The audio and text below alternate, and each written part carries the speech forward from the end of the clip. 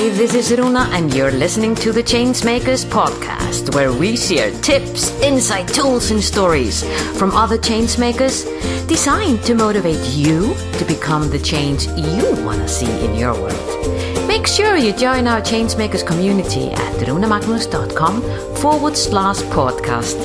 And now, this is your time to sit back, relax, and enjoy. Meet Yoko, the CEO of Yoko Co. He is driven and he is determined to make the world a better place. Chris is focused on helping people and the organization they belong to pave the road into a more utopian world. I had to get him on the Changemakers podcast to look at what does that utopian world look like in his mind, and what are the organizations that are going to be thriving in the future, and what is actually not going to be accepted before long. I love his view, I love his vision, and I love the way that he sees we can all become the change that we want to see in the world. Ladies and gentlemen, I give you Chris Yoko.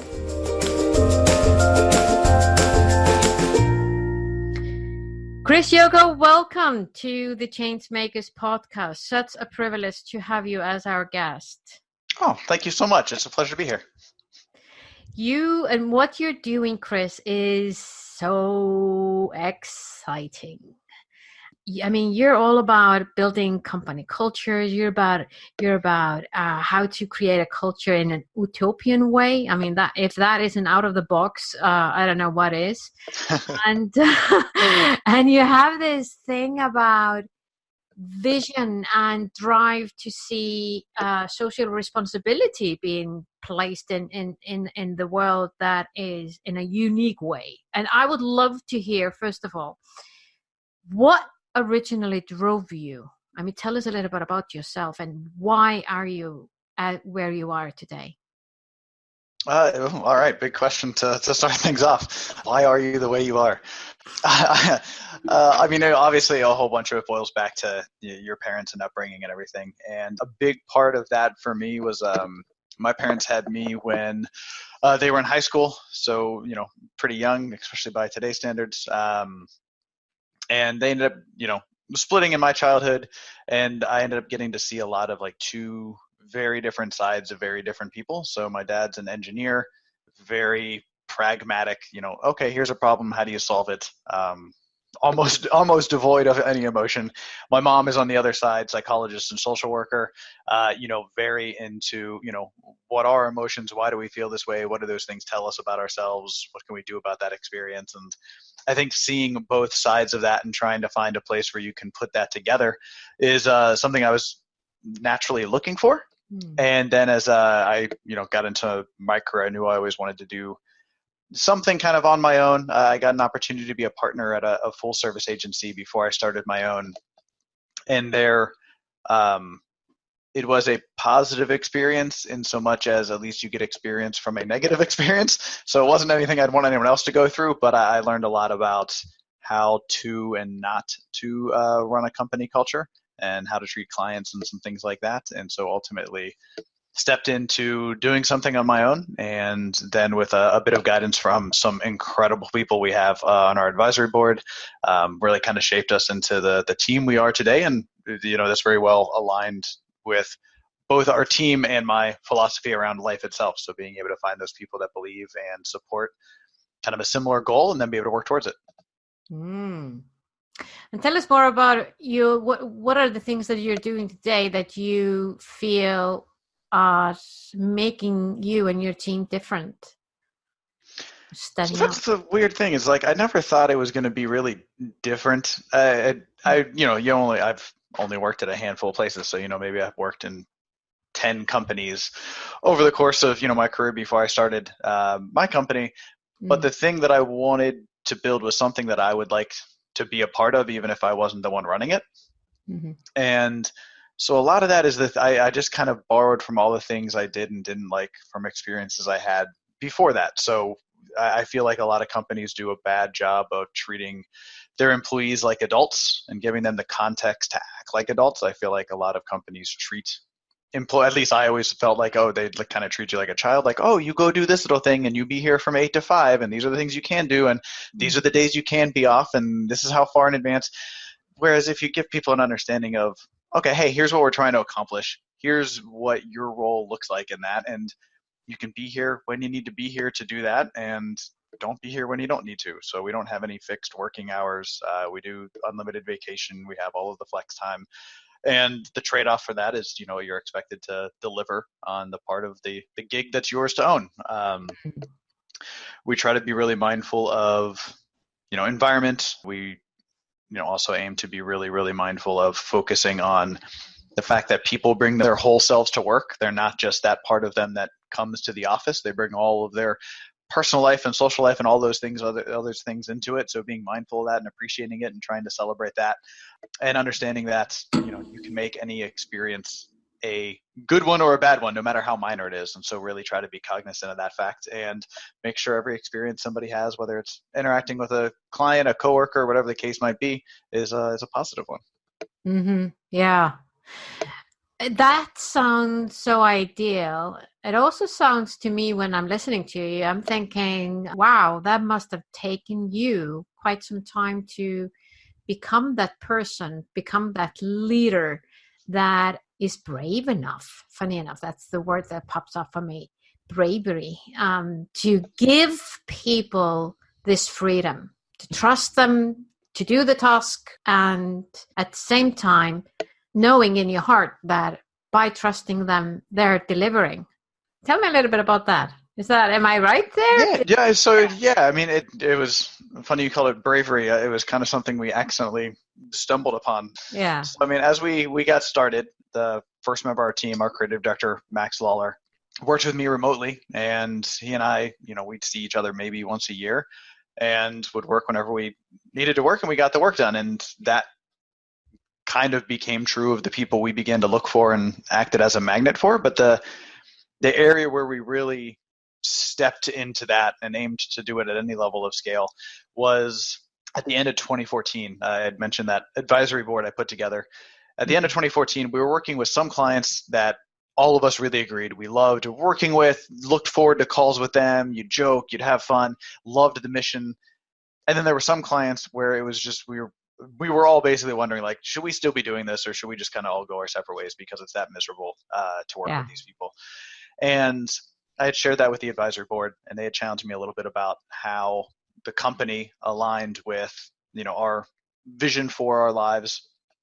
And then also asked, okay, well, if this is the type of impact you want to have in the world, what types of clients are well aligned with that impact? And we realized, like, oh, imagine that. The ones we really like working with and are excited to work with and really love their mission are also the ones that are aligned with our purpose and the difference we'd want to have in our lives. And so then we did a little bit of an exercise where we also took a look at the outcomes we were able to generate for them. And across the board, all the ones we felt well aligned with, we were outperforming both those industry norms as well as just internal metrics for success.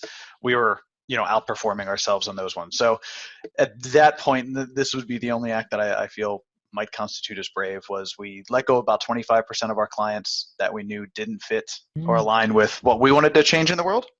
Yeah. And then moved forward, recruiting only new clients. So when you got to make payroll, that's a dicey thing to do. But we pulled through. We realized we had we might have let 25% of our clients go, but we had 40 or 50, maybe 60% more free time. And we were able to invest that time wisely and, better building our processes, making it easier for more people to join, better identifying some of the things that play into our culture so that as people join, there's not a question, it's not up in the air of what's expected for you. By that point, you kind of know what you're getting into. So we try to give people the best chance to succeed because it is, for some people especially, a very different type of working environment. This is so interesting. So in fact, by saying goodbye to those that you were not resonating with, created that new space for you to bring in more of those that you do. Yeah, it was very much, I don't remember who, wow, suggested it, but they said, if you're a magnet, you'll repel the ones that aren't a good fit and attract the ones that are, and it will feel less and less effortless. And I thought that that was kind of BS at the time. But, a couple of years later, you look back and you're like, oh, that was the turning point. That's where it all started to happen. That's where it all started to happen. Yeah, and that for me, that is being brave for I think a good number of humankind to, because as a business owner myself, you do want to have the steady income so that you can at least pay your staff. Yeah, absolutely. 100%. Yeah. Yeah, exactly. I mean, those are the core things that everyone is looking for. One of the things that I've noticed in the business world today is, there are so many things that are changing. There is this new paradigm of different type of leadership, different type of workplaces, and you're just describing one of the differences that are already established in so many businesses, but of course not everyone. So I'm curious to hear from your view on where do you see the involvement? Where do you see businesses are going to, how they're going to evolve and their company culture? I mean, as an example, if you would look, and I know this is not a prepared question, so audience, if I don't know, it's because I'm just throwing things at him. So if you think 5-10 years from now, what would you see the norm in the business world? Ooh, all right. That is, yeah. 5 to 10 years is like that's the tricky spot, It's like next year is pretty easy, and like 40 years from now, you can make some good guesses, but that's that middle range that's harder to define. Exactly. No, I mean, I think you're going to naturally see. Let me check. Let me change that and say, what would you like to see? Oh, well, that's a way easier question. So, I mean, what I would like to see, I think you kind of see this with every generation. You see like a couple of lurches forward and a couple of steps back as power is transitioned, and you find some of the things from the old guard that worked well, and some of the things the new guard coming in brings in. And so here in the States, you couldn't find a riper example of that than what's going on politically. But I think there's a similar change happening in the workplace where this generation that's been raised to be a little bit more conscious of the earth and to focus a little bit more on giving and the social impacts of what you're doing, that they're starting to take that into the leadership roles they're stepping into. So I think there's going to be a lot more awareness of impact and kind of the ripple effect organizations have. So not just looking at a single bottom line. I think that that's going to certainly play a bigger role.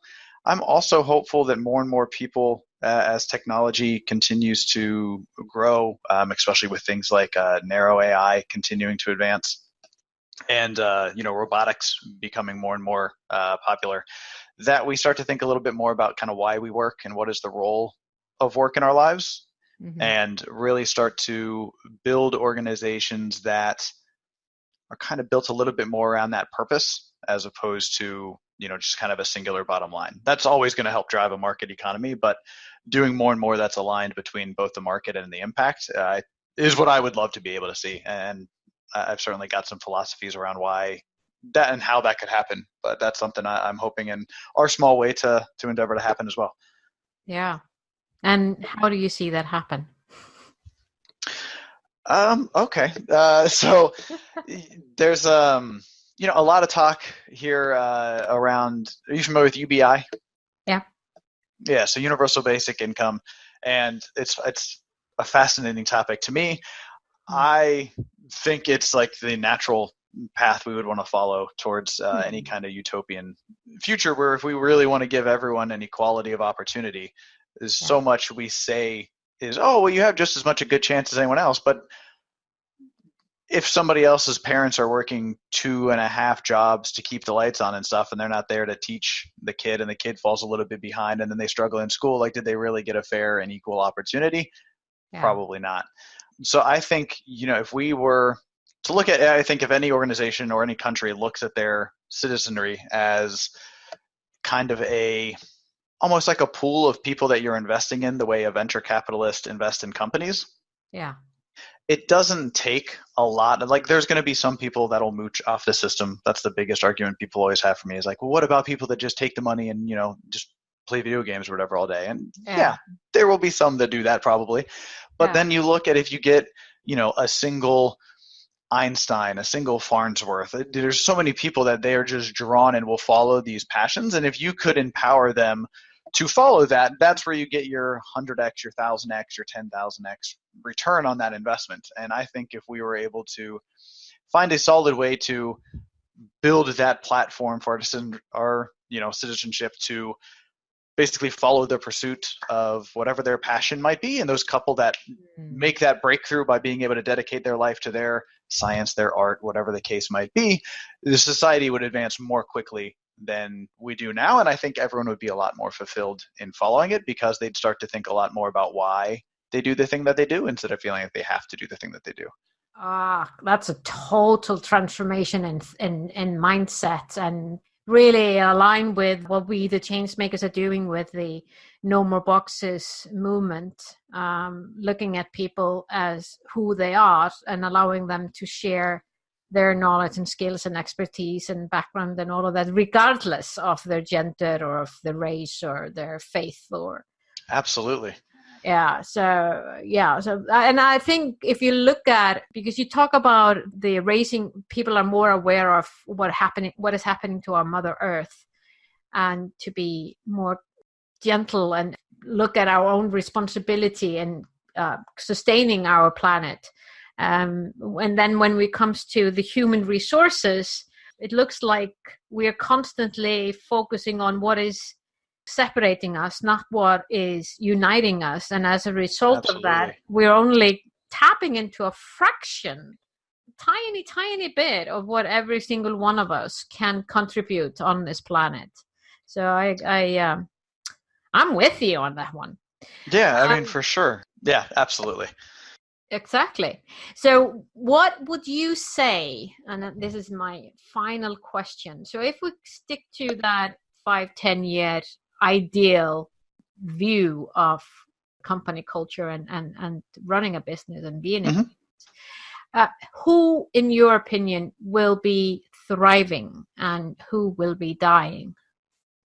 So I think a lot of that will depend on how some money gets moved around, because you start to see, I know here in the U.S. on the East and the West Coast primarily, there's a big push, and a lot more of the states are becoming fully powered by, or majority powered by, renewables. I believe Iceland is one of the first that has had entire days and weeks that's been fully powered by renewables. Is that right? Oh yeah. I would. Yeah. It's been there for quite a long time. So there's certainly some that are ahead. So I think that there's that. I think that's one of the biggest transitions, is going from a fossil fuel based economy to more of a renewable and sustainable side of things. So that makes them a huge winner. But I think a lot of the energy companies also see the writing on the wall, which is why, they try to pivot over and build things in their favor. So I'm hopeful that in either way the transition happens, that it happens in a way that is most beneficial for all of us, and not a way that holds over anything from the past. And hopefully we can break that up. I think that's going to be a big one. I think understanding the entirety of the economic and environmental impact of your supply chain is going to start to be more and more important. We see more and more people ask, well, okay, was this sustainably sourced? Like, where did this come from? But we ask that for things that are usually fairly easy to track. It's like, okay, great, where were these vegetables raised, or where was this animal raised?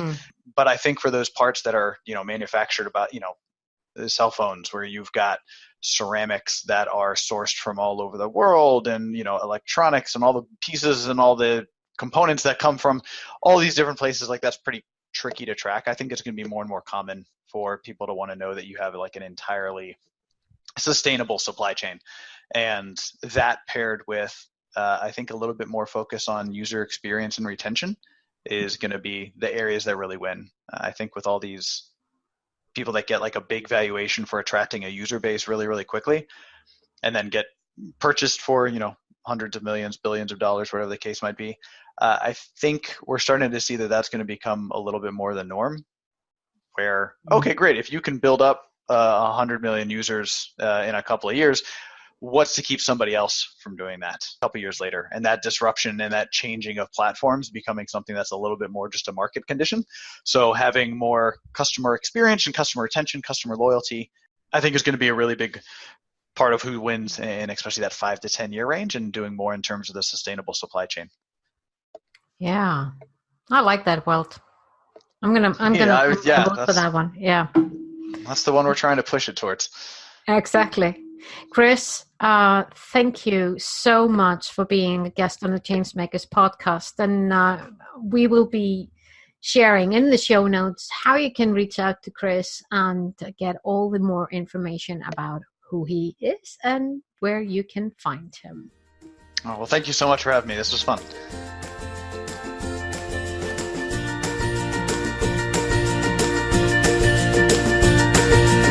Was this podcast of value for you? I sure hope so. If so, feel free to share the love and give us your generous review on iTunes or Stitcher. And remember that you can always go to runemagnus.com to find out more about the Changemakers and how we can help you drive the change you want to see in your world.